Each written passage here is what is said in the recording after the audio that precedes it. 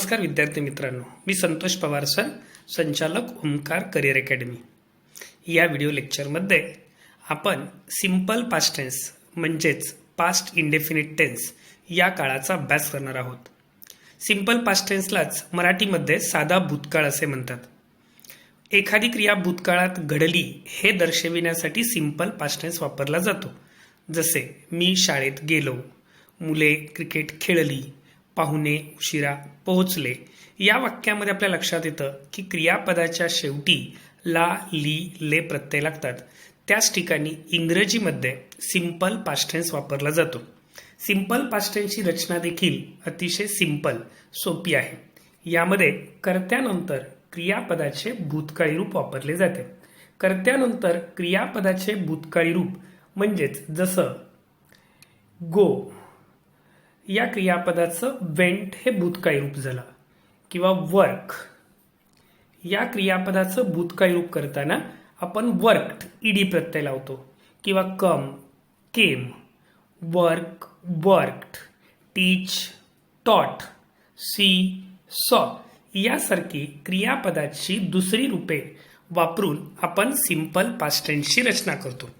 Simple past टेन्सची रचना करत असताना कोणत्याही कर्त्यानंतर क्रियापदाचं भूतकाळी रूप वापरलं जातं. याचा अर्थ कर्ता एकवचनी असो किंवा अनेकवचनी असो, तृतीय पुरुषी एकवचनी असो किंवा तृतीय पुरुषी अनेकवचनी असो, किंवा एकवचनी नाम असो अनेकवचनी नाम असो, सिंपल पास्ट टेन्सची रचना करताना कर्त्यानंतर कंपल्सरी क्रियापदाचं भूतकाळी रूप लिहिलं जातं.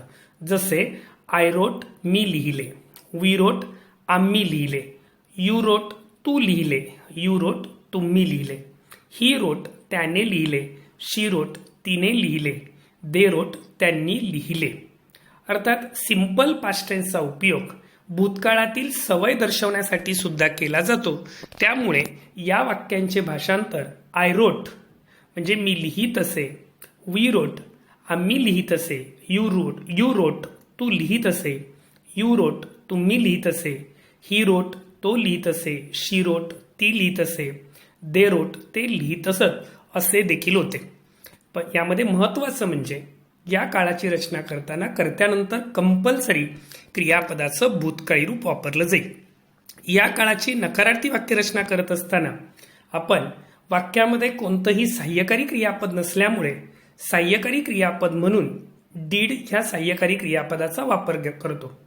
आपण सिंपल प्रेझेंट टेन्समध्ये पाहिलं, सिंपल प्रेझेंट टेन्समध्ये नकारार्थी रचना करताना डू किंवा डज ही सहाय्यकारी क्रियापदं वापरली जात होती. सिंपल पास्ट टेन्समध्ये डू डजचा भूतकाळ डीड या सहाय्यकारी क्रियापदाचा उपयोग नकारार्थी रचना करताना केला जातो.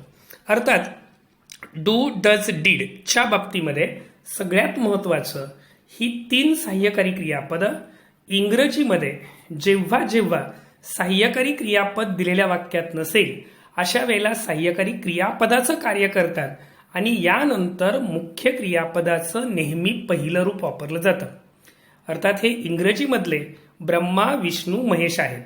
ज्या ज्या ठिकाणी आपल्याला सहाय्यकारी क्रियापदाची गरज लागते, क्रियापदाचं मूळ रूप असेल तर आपण डू वापरतो. क्रियापदाला इयस प्रत्यय लावला असेल तर डज वापरतो. क्रियापदाचं भूतकाळी रूप लिहिलं असेल तर डीड वापरतो. पण महत्वाचं डू डज डीड नंतर येणारं मुख्य क्रियापद हे मूळ रूपात असलं पाहिजे. जर ते मूळ रूपात असेल तरच ती वाक्यरचना बरोबर असते.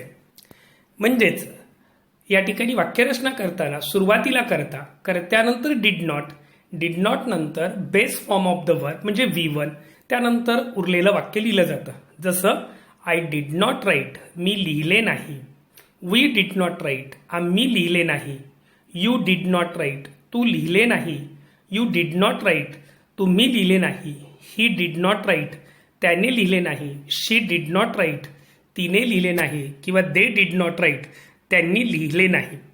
अर्थातच डिड नॉट चं नकारार्थी संक्षिप्त रूप डिडंट असंही लिहिलं जातं.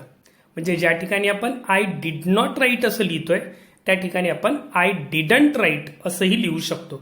म्हणजेच नकारार्थी संक्षिप्त रूपाचा वापर सुद्धा आपण त्या ठिकाणी करू शकतो. म्हणजे डिडंटच्या ऐवजी डिड नॉट वापरलं जाईल.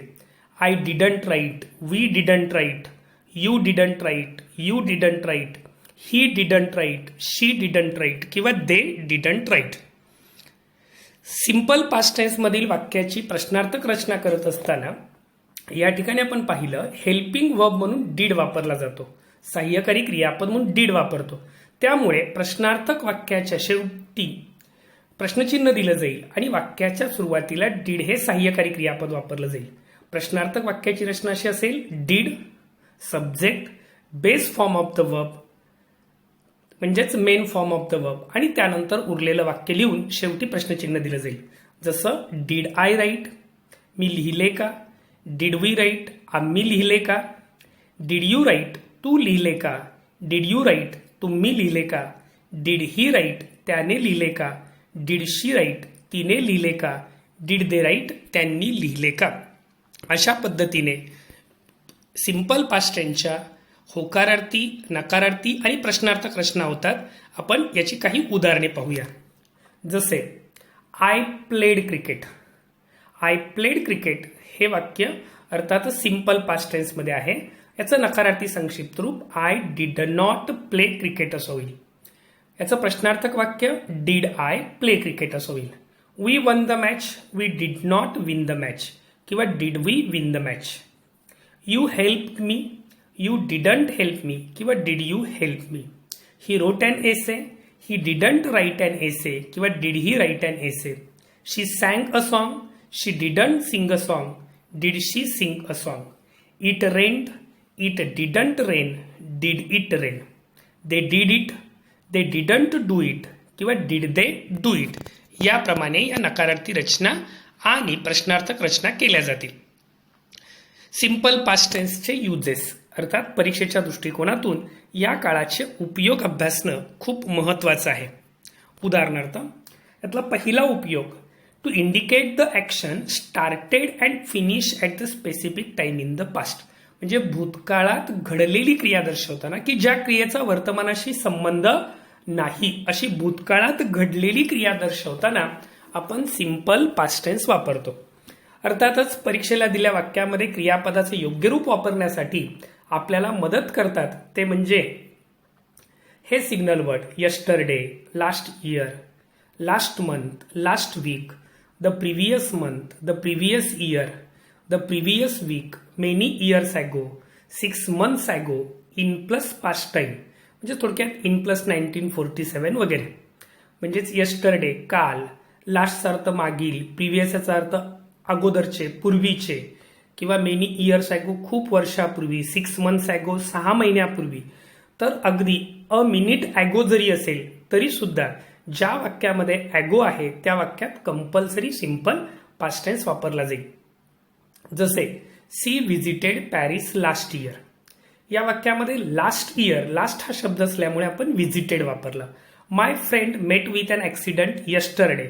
या ठिकाणी यस्टरडे असल्यामुळे आपण क्रियापदाचं भूतकाळी रूप मेट लिहिलं. India one the world cup in 1983. अर्थात इन 1983 ही भूतकाळातली वेळ झाली म्हणून आपण इथे क्रियापदाचं भूतकाळी रूप वन वापरलं. Ramesh bought a new car in May. In May हा भूतकाळ दर्शवणारा वेळ असल्यामुळे या ठिकाणी आपण क्रियापदाचं भूतकाळी रूप वापरलं. आणखी काही उदाहरणं बघू. He left the company many years ago. Many years ago असल्यामुळे लेफ्ट आला. I wrote this letter last night. Last night हा शब्द असल्यामुळे रोट वापरलं. Ramesh completed his course 3 weeks ago. 3 आठवड्यापूर्वी, त्यामुळे ती क्रिया भूतकाळात पूर्ण झाली हे स्पष्ट होतं, त्यामुळे कम्प्लिटेड वापरलं. I met her 6 weeks ago. मी तिला 6 आठवड्यापूर्वी भेटलो. 6 आठवड्यापूर्वी, त्यामुळे क्रियापदाचं भूतकाळी रूप वापरलं. She phone a few minutes ago. काही मिनिटापूर्वी तिने फोन केला. अगदी काही मिनिटापूर्वी जरी असेल, नजीकच्या भूतकाळातली क्रिया असेल आणि वाक्यामध्ये ॲगो हा शब्द असेल तर मात्र त्या वाक्यात कंपल्सरी सिंपल पास्ट टेन्स वापरला जातो. ही वर्क ऑल डे एस्टरडे. त्याने संपूर्ण दिवस काल कार्य केलं. यामध्ये एस्टरडे असल्यामुळे वर्क क्रियापदाचं भूतकाळी रूप वापरलं. माय फ्रेंड सॉ द प्राईम मिनिस्टर एस्टरडे. एस्टरडेमुळे आपण सॉ हा शब्द वापरला. किंवा I saw the child a few minutes ago. अर्थात जी शेवटची वाक्य आहेत ही शेवटची वाक्य स्पर्धा परीक्षांना विचारलेली आहेत. यामध्ये तुमच्या एक गोष्ट लक्षात आली असेल की जर वाक्यामध्ये लास्ट एस्टरडे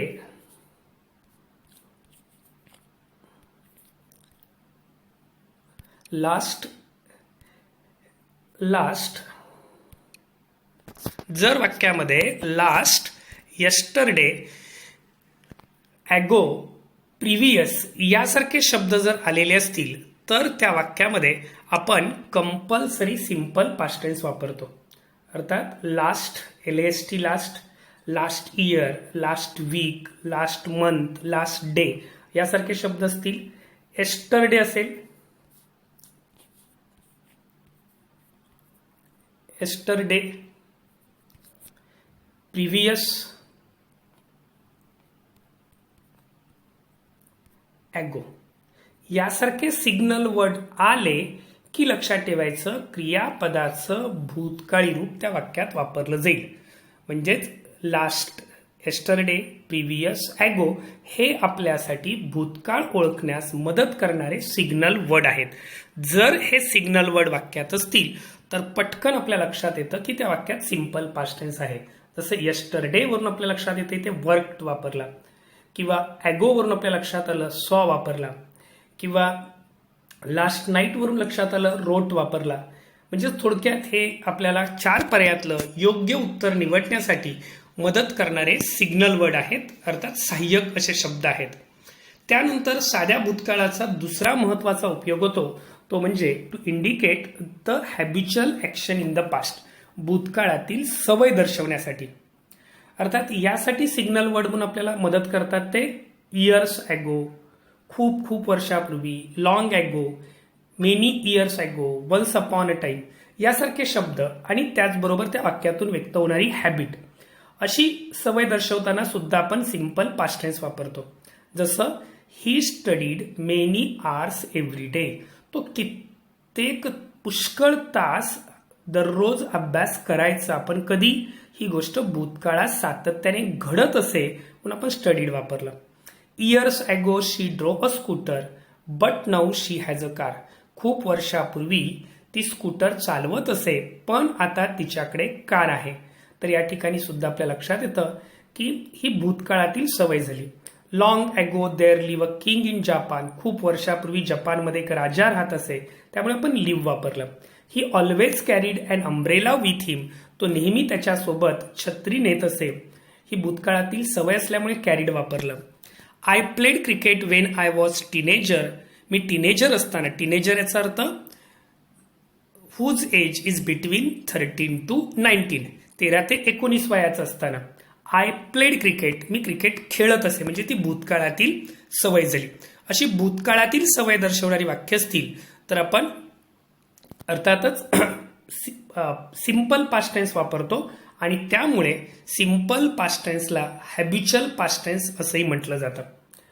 किंवा the ancient Greek studied more by conversation with teachers than from books, तर या ठिकाणी प्राचीन काळातल्या सवयीचं वर्णन असल्यामुळे आपण सिंपल पास्ट टेन्स वापरला. I always obey my father when I was a child, जेव्हा मी लहान होतो वडिलांची आज्ञा पाळत असे नेहमी, म्हणजे ती सवय झाली त्यामुळे सिंपल पास्ट टेन्स वापरला. अर्थातच ही वाक्य परीक्षांमध्ये विचारलेली आहेत. यामध्ये सगळ्यात महत्त्वाचा मुद्दा, अलीकडच्या प्रश्नपत्रिकांच्या स्वरूपानुसार आतापर्यंत बऱ्याच परीक्षांना आयडेंटिफाय द करेक्ट सेंटेन्ससाठी प्रश्न विचारलेले आहेत, आणि या दृष्टिकोनातून महत्त्वाचा मुद्दा म्हणजे मगाशी आपण पाहिलं, जर वाक्यामध्ये ॲगो आहे, अर्थात 2 days ॲगो असेल किंवा अगदी अ मिनिट ॲगो जरी असेल तरी सुद्धा त्या वाक्यामध्ये सिंपल पास्ट टेन्स वापरला जातो, प्रेझेंट परफेक्ट टेन्स वापरला जात नाही. He has return 2 days ago, तो 2 दिवसापूर्वी परत आलेला आहे अशी वाक्यरचना चुकीची होते. तो 2 दिवसापूर्वी परत आला जर ॲगो आहे तर सिंपल पास्ट टेन्स वापरलं जाईल. I have done it yesterday, जर वाक्यात येस्टरडे आहे तर हॅव डनच्या ऐवजी डिड वापरला जाईल. सिंपल पास्ट टेन्सच्या ऐवजी present perfect tense, simple present perfect टेन्सच्या ऐवजी हॅव डनच्या ऐवजी सिंपल पास्ट टेन्स वापरला जाईल. म्हणजेच या ठिकाणी ॲगो आणि येस्टरडे हे शब्द असल्यामुळे आपल्याला त्या ठिकाणी सिंपल पास्ट टेन्स म्हणजेच क्रियापदाचं भूतकाळी रूपच वापरावं लागतं. अर्थात या ठिकाणी आपण सिंपल पास्ट टेन्सचे दोन उपयोग पाहिले. एक उपयोग म्हणजेच थोडक्यात to indicate the action that happen in the past, आणि दुसरा उपयोग पाहिला to indicate the habitual past tense, रीतिवाचक भूतकाळ दर्शवण्यासाठी. म्हणजे थोडक्यात सिंपल पास्ट टेन्सचा उपयोग हा भूतकाळातील सवय दर्शवण्यासाठी केला जातो. भूतकाळातील सवय दर्शवण्यासाठी सिंपल पास्ट टेन्स प्रमाणेच यूज टू आणि वुड ही सहाय्यकारी क्रियापदे वापरतात. हा एक मुद्दा परीक्षा दृष्टिकोनातून महत्वाचा आहे. यूज टू आणि वुड ही मॉडेल ऑक्झिलरी आहेत की जी पास्ट हॅबिट दर्शवतात. जसं पण यामध्ये एक महत्वाचा मुद्दा लक्षात ठेवायचा की यूज टूचा उपयोग हा डिसकंटिन्यूड पास्ट हॅबिट दर्शवतो. We can also use to talk about the past habit that don't happen anymore. म्हणजे भूतकाळात ती घडलेली आहे परंतु त्यानंतर घडलेली नाही. म्हणजे थोडक्यात डिसकंटिन्यूड पास्ट हॅबिट दर्शवण्यासाठी आपण यूज टूचा मुख्यतः वापर करतो. जसं I use to go swimming every Thursday when I was at school. जेव्हा शाळेत होतो तेव्हा मी स्विमिंगला जात असे. याचा अर्थ आत्ता जात नाही. म्हणजे थोडक्यात ही काय झाली, डिसकंटिन्यूड पास्ट हॅबिट झाली आणि त्यामुळे आपण या ठिकाणी यूज टू हे मॉडेल ऑक्झिलरी वापरलं. किंवा she use to smoke but she gave up a few years ago. ती स्मोक करत असे पण आता ती करत नाही, तिने त्याचा त्याग केलेला आहे. याच्यावर लक्षात येतं की it is a discontinued past habit. Years ago he use to drive a scooter but now he has a car. याच्यामध्ये सुद्धा तो पूर्वी स्कूटर चालवत असे, ही त्याची सवय होती, आता मात्र नाही, आता त्याच्याकडे कार आहे. She use to play chess when she was in college. ती कॉलेजमध्ये असताना चेस खेळत असे. म्हणजे सगळ्यात महत्वाचं यूज टू प्लस V1 ही रचना अर्थातच डिसकंटिन्यूड पास्ट हॅबिट, भूतकाळातील एखादी सवय होती आता ती नाही हे दर्शवताना वापरलं जातं. परीक्षेला लक्षात ठेवायचं, जर सिंपल पास्ट टेन्स ऐवजी यूज टू वापरायचं आहे तर क्रियापदाचं भूतकाळी रूप काढलं जाईल आणि त्याच्याऐवजी यूज टू प्लस V1 वापरला जाईल. यूज टू बरोबरच आपण पास्ट हॅबिट दर्शवण्यासाठी वूड वापरला जातो. अर्थात वूड हा केवळ पास्ट हॅबिट दर्शवतो, ती डिसकंटिन्यूड आहे असं दर्शवत नाही. जसं every Saturday I would go on a long bike ride. प्रत्येक शनिवारी मी लॉंग बाईक राईडला जात असे. अर्थात त्याचा वर्तमानाशी संबंध जोडलेला नाही. My father would read me amazing stories every night at bed time. या ठिकाणी सुद्धा पास्ट हॅबिट फक्त वर्णन केलेली आहे, डिसकंटिन्यूड पास्ट हॅबिट वर्णन केलेली नाही. किंवा ancient main would live in caves.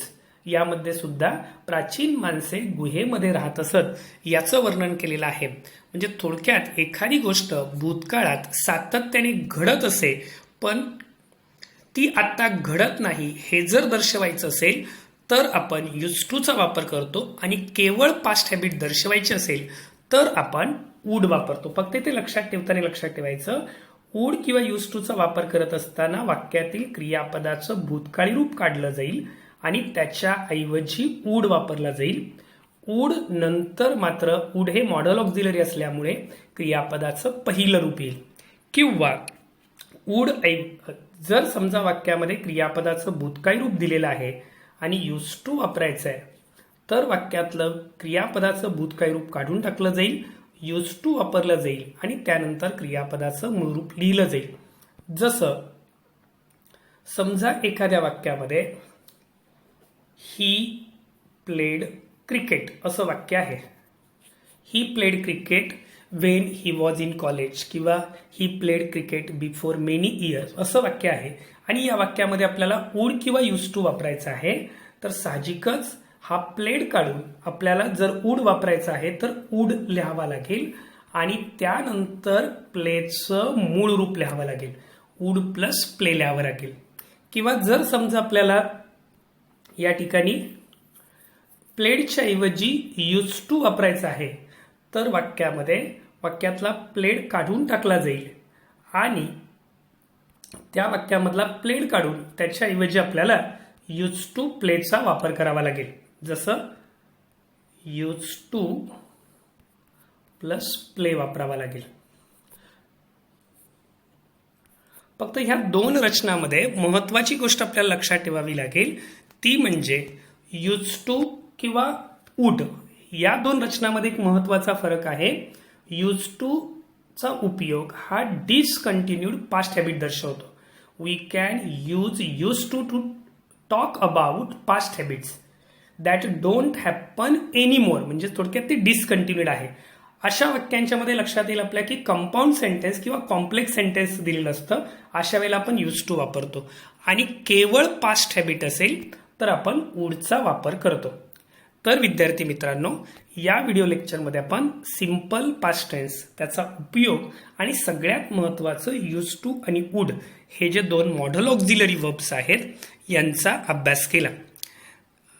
अर्थातच याच्यावर असणारा जो स्वाध्याय आहे, बहुतेक विद्यार्थ्यांच्याकडे माझी कंप्लीट इंग्लिश ग्रामर किंवा व्होकॅब्युलरी मेड इझी ही पुस्तकं असतील तर त्यापैकी कंप्लीट इंग्लिश ग्रामर या पुस्तकातून टेन्स या घटकाचा अभ्यास केला तर तुमच्या लक्षात येईल की बऱ्याच स्पर्धा परीक्षांना विचारलेले असंख्य प्रश्न त्या ठिकाणी स्वाध्यायामध्ये दिलेले आहेत. तर ते तुम्ही अधिक अभ्यासासाठी वाचू शकता किंवा अधिक अभ्यासासाठी पुस्तकाचा संदर्भ सुद्धा घेऊ शकता. धन्यवाद.